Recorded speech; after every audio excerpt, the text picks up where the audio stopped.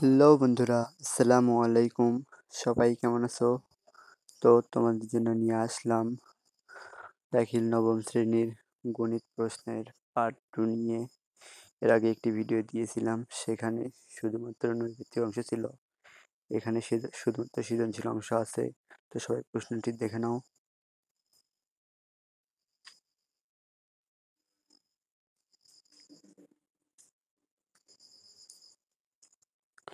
আর তোমরা যারা ওই নৈর্ব্যক্তিক অংশ দেখোনি, তারা আমার চ্যানেলে গিয়ে দেখে আসতে পারো, অথবা আমি ডেসক্রিপশনে লিঙ্ক দিব, তোমরা সেই লিঙ্কে গিয়ে দেখে আসতে পারো।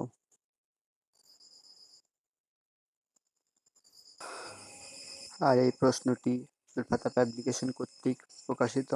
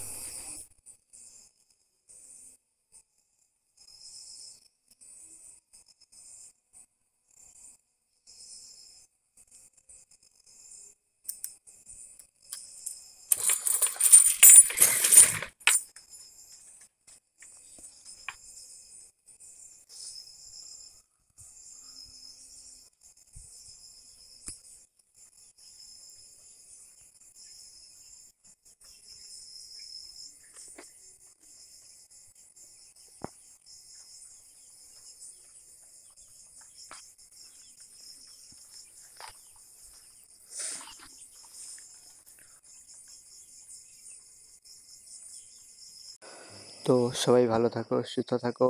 ফিরে আসবো আবার নতুন কোনো একটি প্রশ্ন নিয়ে। সেই পর্যন্ত আল্লাহ হাফেজ।